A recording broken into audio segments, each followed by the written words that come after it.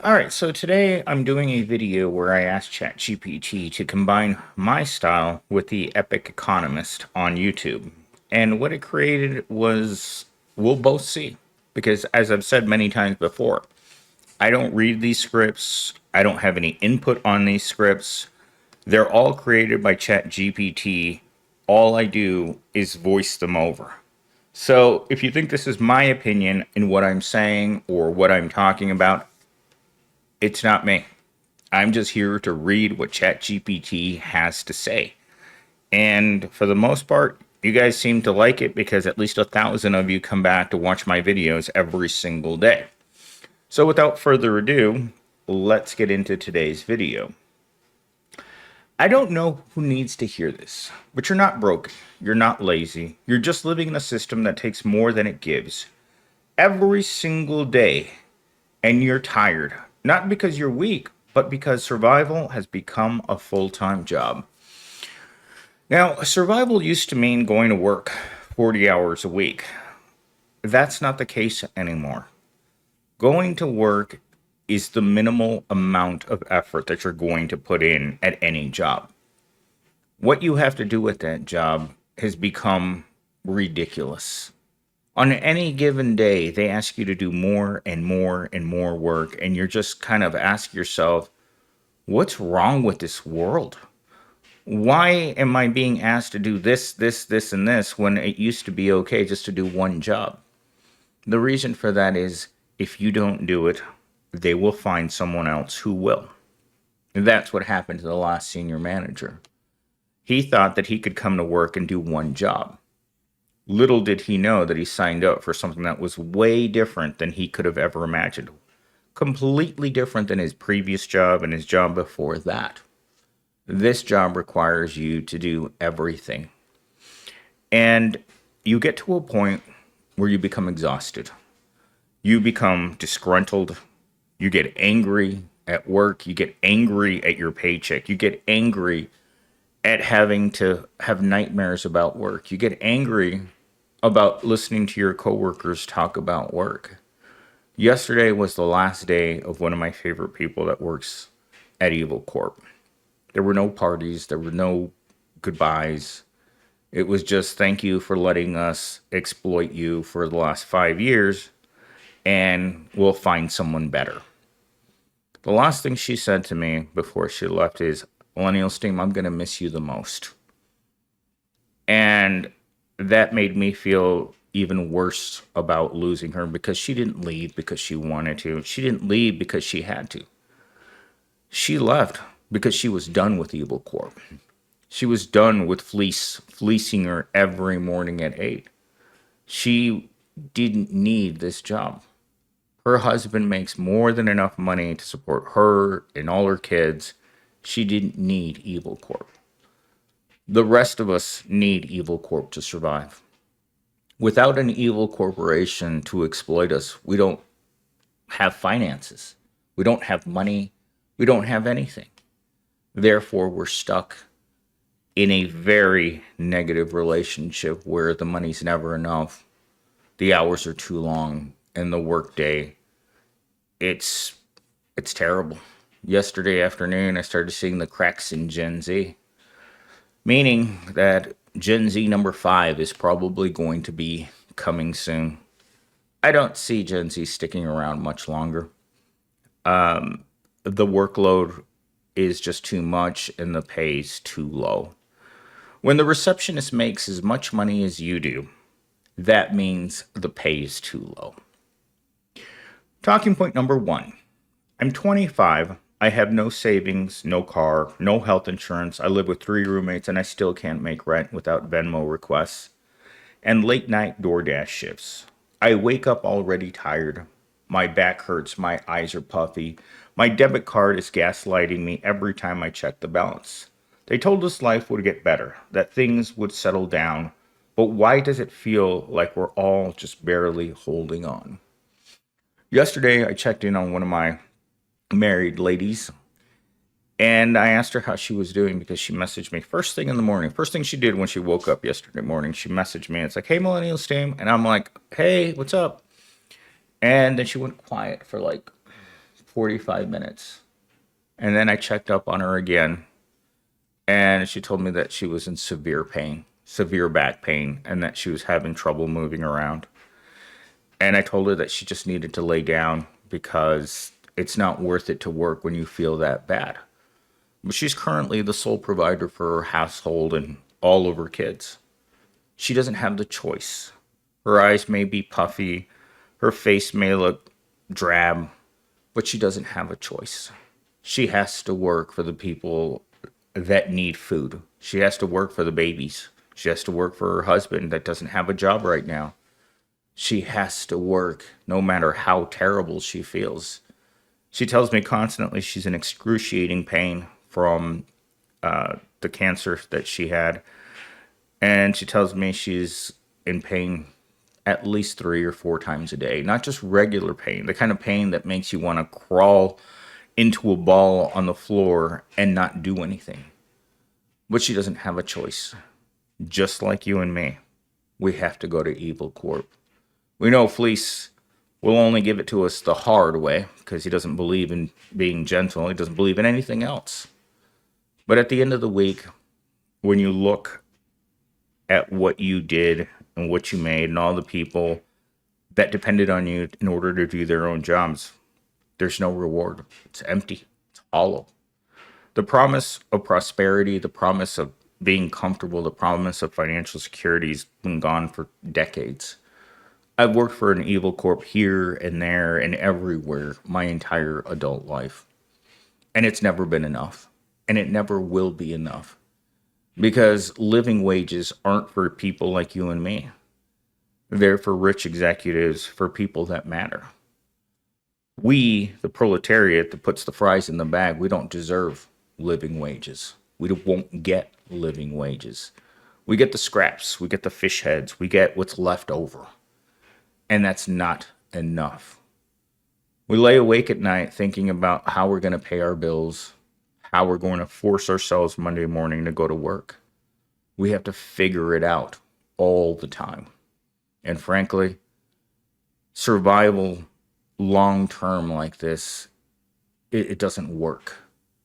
I feel like I'm on the island from the movie Castaway, and you're just always looking out there at sea, hoping that someone or something's coming to save you from this regular life.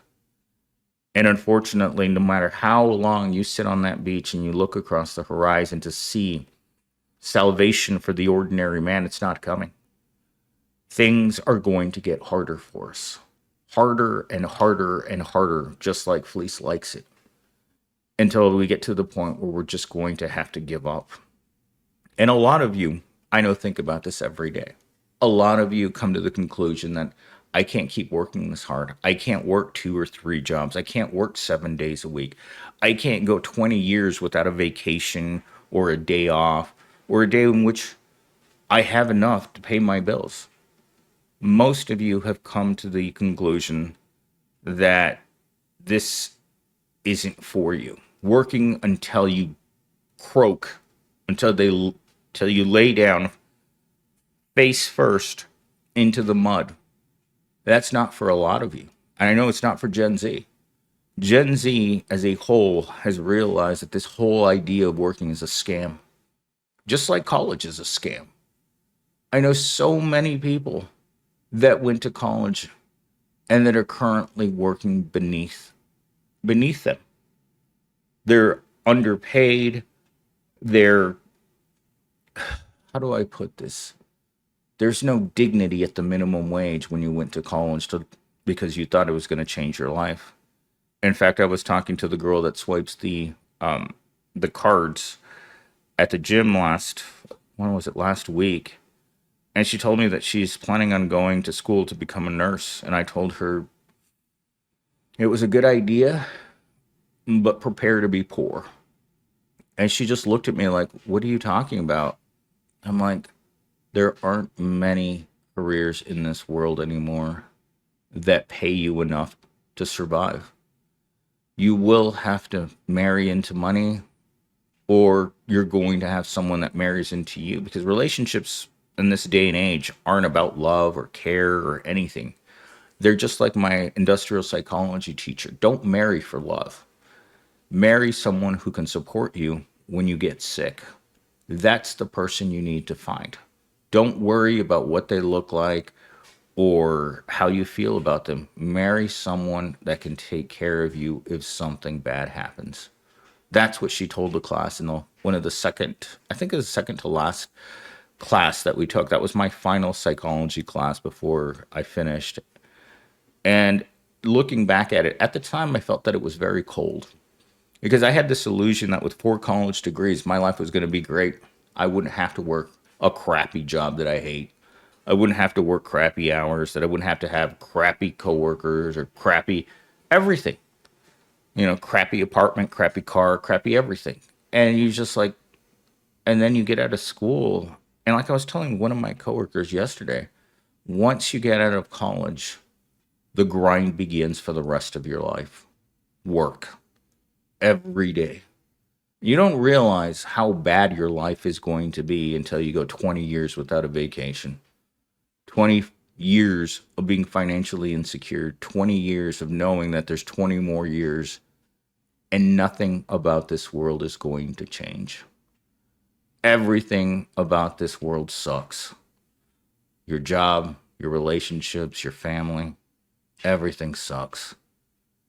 And the worst part is you can't just hit respawn and come back. You're stuck with this life, whether you like it or not.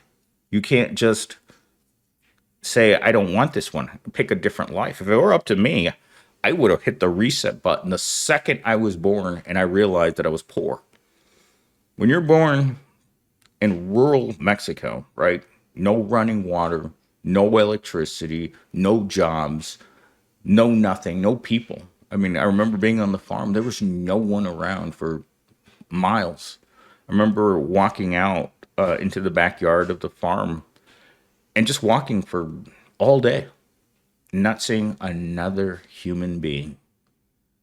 That's when you come from that, you know your life is never going to get better. Talking point number 2. Because the truth is everything is harder now. And it's not just inflation, it's not just student loans, it's not just rent jumping 40% in 1 year. It's all of it at once.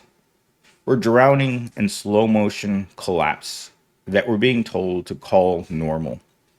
According to the Federal Reserve, over 60% of Americans live paycheck to paycheck. That's not a stat. That's a sentence. A sentence most of us are serving without committing a crime. Ooh, a sentence most of us are serving without ever committing a crime. You know what your crime is, though? Your crime was being born poor. Your crime was thinking that things would get better. Your crime is believing that hourly work means anything. We're working full time and still broke. Our parents bought homes on one income. We can't even afford a 1-bedroom apartment with 2 jobs. Wages are flat, rent is vertical, and food, don't even get me started on food. Food is something that most of us have come to hate because the quality of our food has diminished to the point where it's not even worth it. Every day that I get something to eat, I question whether or not I will ever eat at this place again. Yesterday I had lunch with the office girls and they looked at me weird when I threw away my lunch. I ate 6 bites of it and realized I wasn't going to eat this. I could already feel my stomach churning from eating it. I didn't want to finish eating it.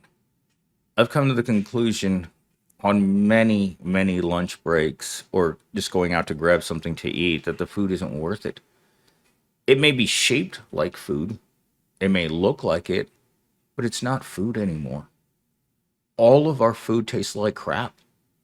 Whether it's chicken, beef, or pork, it all tastes like crap.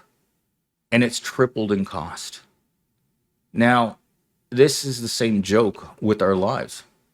We've had to triple the amount of work that we do, and it's all crap. None of us like going to work because it tastes like crap. No house, no nothing. just more work, just like the food. The standard for regular people has diminished to the point where it's not even worth it to go to work. I've been saying this for years, that work isn't worth it anymore. And I remember during the financial collapse of 2008, meeting a guy who was running a small business. And he told me, Millennial Stain, nobody will work for me. And I asked him, well, what do you pay? And he's like, the minimum wage. And I was like, there's your problem. How are you going to get someone to work for you for minimum wage when they can collect unemployment? And he's like, well, what am I supposed to do? And that's what every corporation in America, every evil corporate in America has to make that decision. What am I going to do? People won't work for me because the wages are too low. And they're willing to put profits over people because there's always going to be someone more desperate than the person that's currently working for you that will do more work for less money. That's what every corporation in America wants. They want someone who will do more work for less money. And you wonder, how did it get like this? Well, it's simple. They realized that people have to eat and that people will do just about anything to eat. And you can serve them whatever crappy food that you want. And because whatever it is, whether it's your leather belt or your leather shoes or it's a handful of dirt, people want to eat. And therefore, you have them by the short hairs.